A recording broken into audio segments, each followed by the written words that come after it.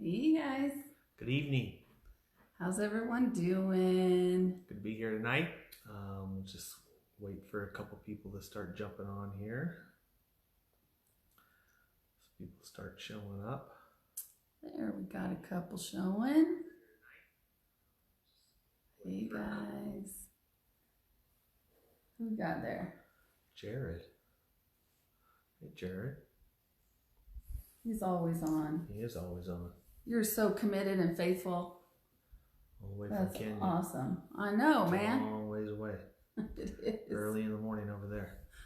It is. Well, we got a good bit of people on. We're going to go ahead and get started. Yes, we are. Hey, my name is Sabrina. I'm a grateful believer, and I struggle with codependency and food issues and talking. Hey, Sabrina. My name is Allen. I'm a grateful believer, and I struggle with codependency and anger.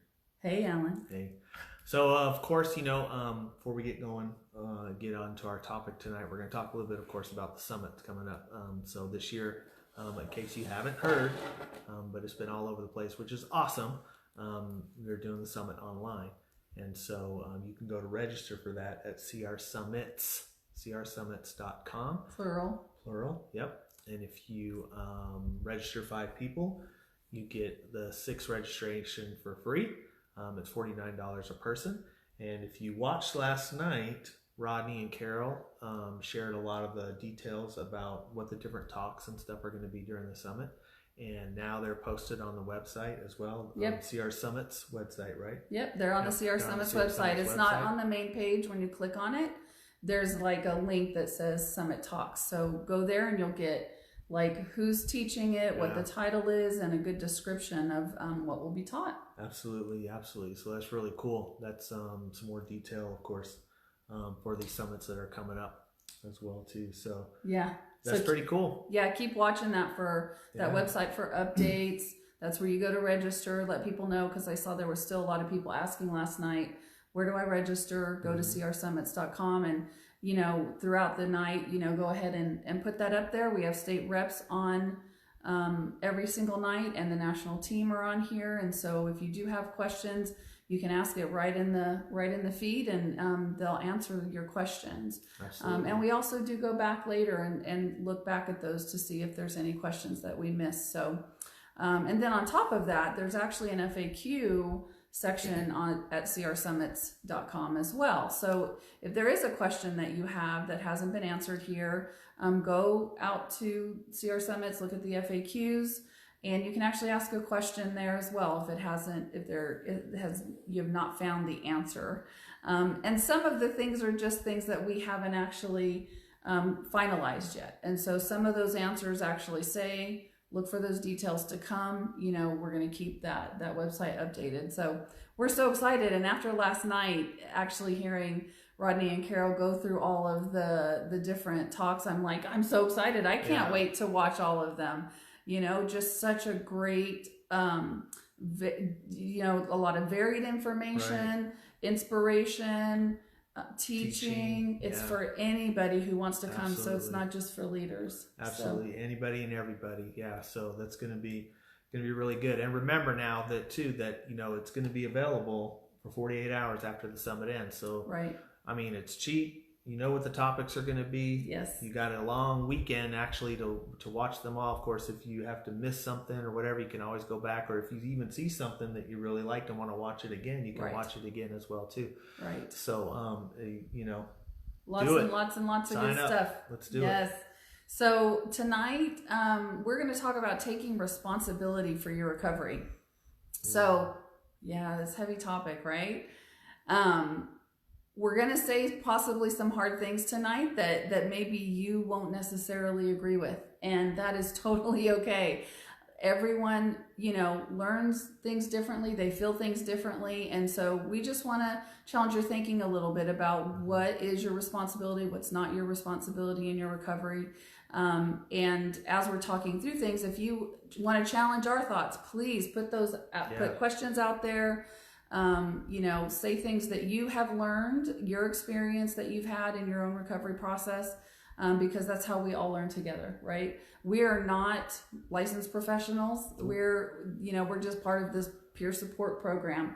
I've been communicating, I communicate here and there with different people through Facebook Messenger, and I actually had someone say last night that, you know, I see you guys online and you're like famous people and right, in our minds, talking about anyone on the national team, you know, she said, but I'm starting to realize you guys are just normal people that have issues and that you're just working through it as well. And I told her, thank you for that, because that to me is a compliment when people can see that we're just normal people that are dealing with our own recoveries. We're not perfect. Yeah. We do not have it all together. We don't have all the answers. We're all working it out, right? Some of us have been in recovery longer and some have not as long as others. And so let's just keep doing that for each other, like working it out together, having conversations. Hey, Heather, she's from our CR. She said, hey. So anyway, please challenge us, put questions out there. So taking responsibility for our recovery and taking responsibility is kind of a thread that runs through the recovery process and all of the different levels and layers. It's about taking responsibility in different ways. And so we're going to talk about what some of those are tonight. If you remember several weeks back, if you were here, we talked about boundaries one night and we brought up Galatians 6:5, where it talks about each of us having to bear our own load and how that's different than helping each other bear each other's burdens.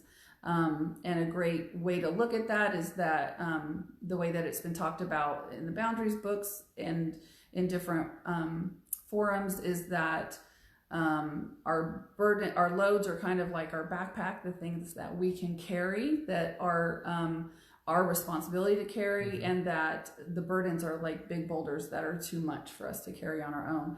And we have some of both when we're in recovery. And so tonight we're talking a lot about what is our own personal load. And so please keep in that mind as we're going through that burdens that are too big to bear and that are too heavy. That's why those are the things we do together and we help each other get through. And sometimes some of the things we'll talk about tonight are those things that are burdens. And so we'll talk a little bit about that as well. So what is your responsibility and what isn't? I love these little memes that go around that have the circle, and inside the circle are my responsibilities. Outside the circle is the things I'm not responsible for.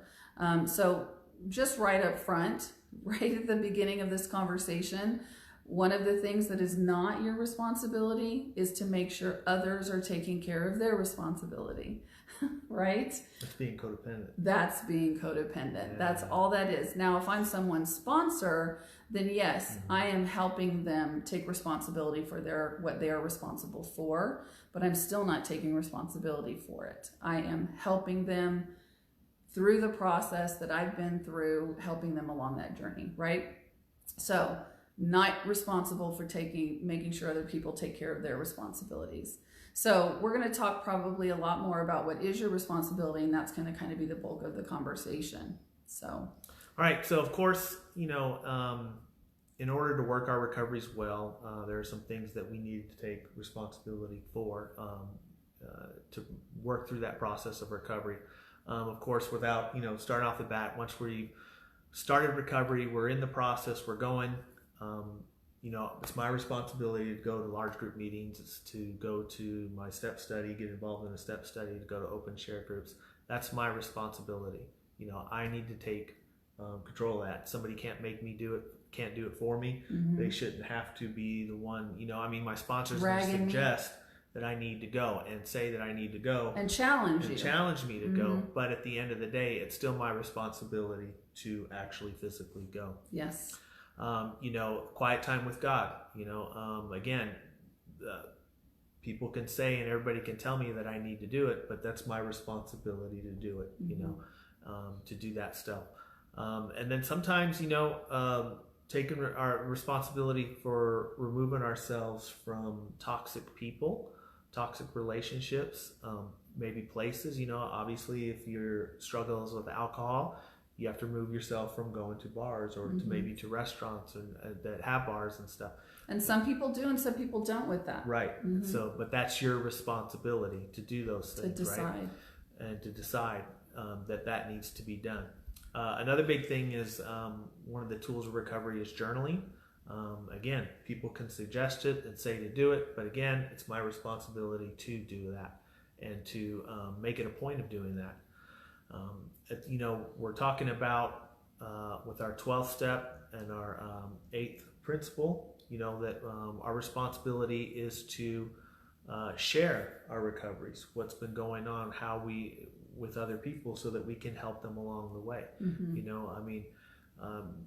We've gotten through this healing process, and we get to that part with 12th step, 8th principle, and yes, that's our responsibility to pass that on to other people. And not just for them. Right, for us as well too. That's part of our recovery process. Yeah, I always say that. That's our step. It is our help step. Others. And for me, when I'm sponsoring people or even going through a step study for another time, one of the biggest things is doing that, because it kind of reminds me of some of the things that I did and how I progressed, and maybe some of the things that I may be continuing to do as a result of that someone else is doing, and I'm like, oh, I'm still kind of doing that, so I need to keep working my recovery. Practicing what you're preaching. Right? Absolutely. Right. You're responsible. The thing is, you're responsible for you, no one else, and your choices. It's you. The choices you make, things you do, that's your responsibility. You do you. You do you. I'll do me. And I'll do me. Right. Exactly. Right. So a big thing coming out like right now is with some of the CRs we're seeing, especially we're down in the Southeast. Those that don't know, we live in Georgia. Yep. But we're some of the states, our state is one that's starting to open up. And and CRs are starting to plan when they're going to start going back into large group meetings and so forth, based on whatever the guidelines are by their church, right? Their church, local authorities, all that stuff. And some states, I know there's some CRs have already met. So, again, your responsibility. There's a lot of debate out there about is it too early? Do I need to go? Do I not need to go? Don't get into the debate. Don't get caught up in that. Yes. Remember, just you do you. Right. And I'll do me. Yes. But respect each other for what they're doing. That you know. And but if you feel like it's not safe for you to go to a large group meeting yet, then or back to your CR because of what may be going on in your area, then that's fine. Then take that responsibility and make that choice for you. But don't isolate as a result of that, because your CR is meeting back up. Make sure you do stay connected with that, and that's your responsibility. Right, and that kind of plays along with the responsibility of taking care of you and your needs. So this is such a big topic when I'm talking to sponsees, because codependency is my issue, and so of course that I'm dealing with people that struggle with codependency, right? I have this girl that years and years ago in my recovery, in my Celebrate recovery, she's someone who wasn't a sponsee, but kind of a loose accountability partner. She's someone that would call me occasionally. She definitely has her tighter group of her sponsor and her accountability partners and all of that. And she called me one day. She said, I just want to talk to you about something that happened. And she said, she had been put in a situation by a friend that made her uncomfortable. And she was angry and hurt by that, I can't believe that this friend put me in this situation, that they didn't care enough about me to not do that kind of thing. And she was just really frustrated about that, and, really talking about that part of it a lot. And I said, did you leave the situation? Did you have the ability to leave? And she said, yeah, I did have the ability, but I didn't. Because she was expecting this other person to do something about whatever the situation was. And what I said to her is, you can never expect other people to take better care of you than you are willing to take care of yourself. And that is such a huge thing that I see, is that people are not, they really want people to care more for them than they care for their own selves. She needed to care enough about her own recovery, about herself, to say, I'm going to remove myself from this situation, right? And so number one rule is, you care for you, your responsibility. Other people, while loving people and reaching out to people and all of those kind of things is a godly, loving thing to do, and that's part of our responsibilities to do, right? And to take care of others. That's part of our responsibility as just Christians, right? but everybody's working their own process. And so that person was thinking about themselves in that situation. And if that happens, then our responsibility is then to go, I need to take care of me, and whatever that ends up looking like. So, you know, it was valid for her to be upset and angry at this person and hurt by the fact that she put her in this situation. It damaged trust between them, absolutely. And that's something she needed to process, she needed to talk through. So again, that was her responsibility to actually do that work, do the recovery work to deal with your emotions, right? So I wasn't about shaming her, it was about waking her up to her responsibility about it.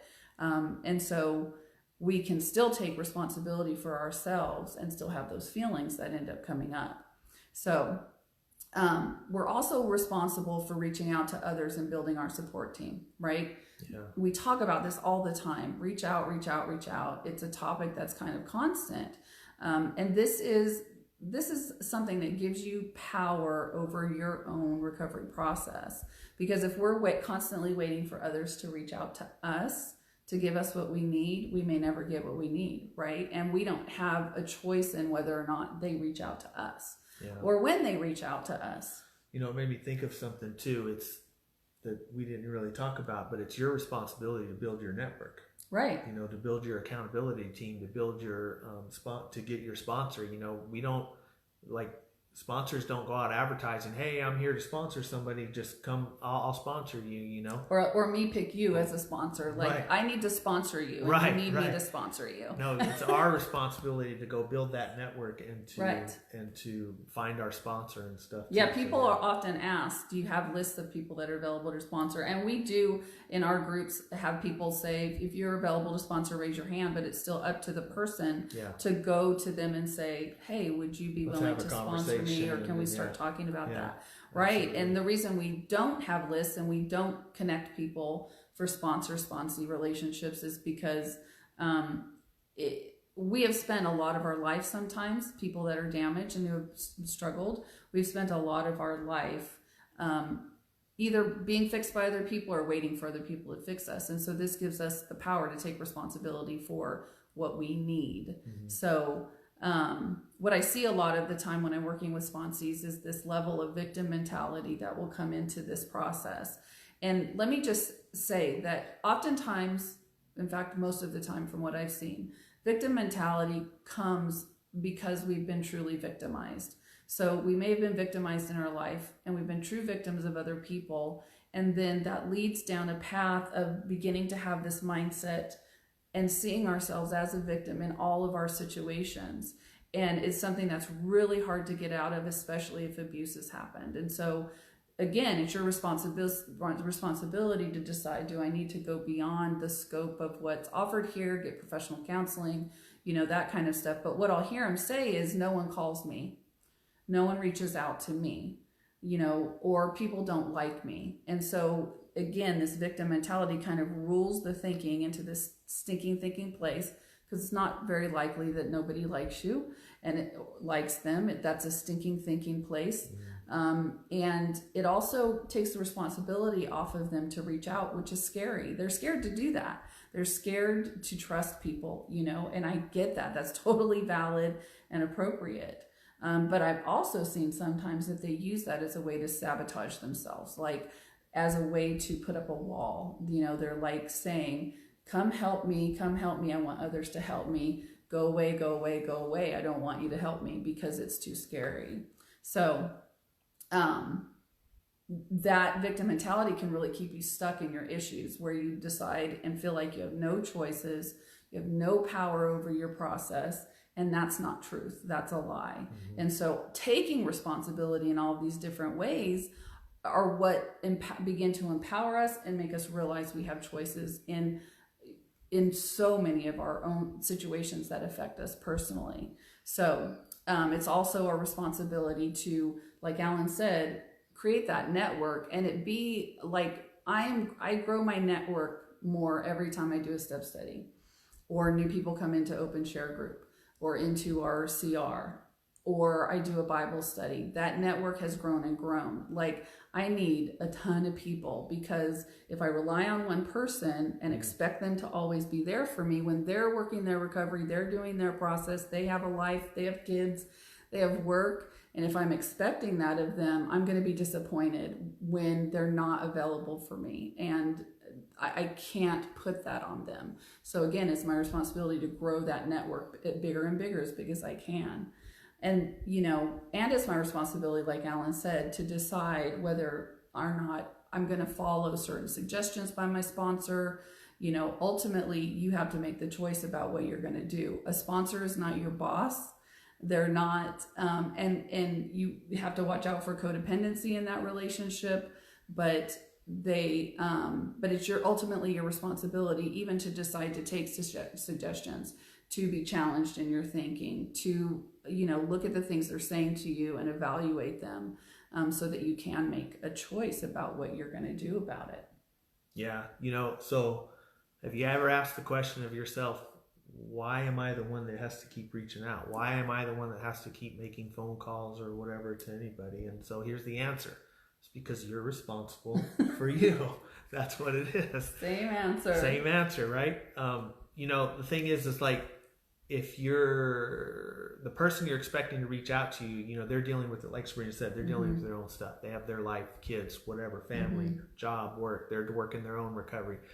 Maybe they're sponsoring people as well too, and maybe people are reaching out to them. You know what I mean? There's a lot of dynamics that go along with that. It just doesn't mean that they're too busy or that they don't care.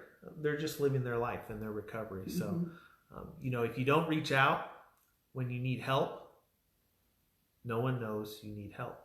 That's such a big deal. Yeah. Again, if you don't reach out when you need help, no one knows you need help.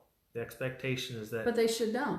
They should, yeah, well, that's the expectation. They should know I need help. They should know, right? They should know. That's the thinking. Yeah. That's the thinking that happens with that, exactly.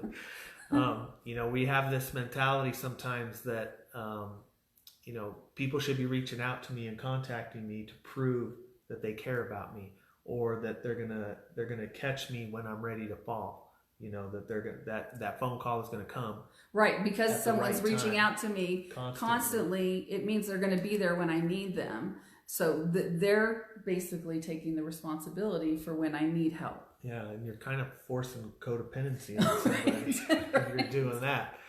You're saying be codependent with me, spend all your time thinking about me and worrying about me, and it's not that they don't care. Yeah, and the thing is, and then we get hurt by it when someone doesn't reach out to us, when we feel like we need somebody to talk to or whatever, yet nobody calls, and then we get hurt by it. But we get hurt by it not because of their actions, but because of our own expectations that we put on that. We're expecting people to read our minds and know that we need a phone call, we need a text, we need something at that moment. And so again, it's your responsibility to reach out. No one knows you're hurt unless you reach out. Yeah, and I just saw someone had said, I am reaching out a lot and people don't reach out back to me. And so that's when I say, find more people. Yeah. It's not necessarily a personal thing. It really has to do with, and it can, of course, it can do with all of the things that we assume it can do with. It can be because of selfishness or self-centeredness or someone not caring and being loving. Again, that goes back to the other person's responsibility, and you can't make them fulfill that. And so you continue to reach out to more and more people. That there needs to be this constant flow. I've heard people on here talk on, Facebook Live talk about, I found people to reach out to through this thread. Right. Even if it's just through Messenger, it's someone I can talk to about some things that are going on. You talk about building your network and continuing to expand it. There are times like I could be at work and something's going bad and I'm just having a bad day, and I'll shoot out a text to my group. I have a group text, right? I'll shoot it out there and somebody may respond right away, and then somebody an hour later. Somebody might not respond till later that night, just because of life and things that are going on. But, it's not that they're not thinking about me or whatever. Maybe they just didn't get a chance to do that yet. But the thing is that I have a large network that, someone will respond eventually at some point. So right. I think that's important. I've got groups on Facebook. I've got groups on Messenger. I've got groups that I text to. There's, one or two people that are my constant, go-tos. Yeah. And so I just, and I have to continue to join things and do things so that I have a bigger pool to fish from for that. Now, when we're talking about things like chronic depression, this can be something that feels impossible. Right. And I dealt with depression years and years ago. I haven't in a very long time. And so I know a little bit about what that feels like, but it wasn't as deep as I know can happen and I've seen in some people. And so I get that. I totally hear that can be difficult. And that's when you have to, again, make a decision about maybe I need another level of something, professional help. Exactly. Maybe medications are necessary because of things that are going on in my body. And so again, I have to make a decision about that. If I really just feel like I can't get out of bed, I can't do anything, what are the things that can be done? And hopefully there are people that are reaching out to you. And encouraging you to do those things. Yes. But again, it's your responsibility to say, you know what, I am going to do this. I'm going to do something. Right. Yes. Right.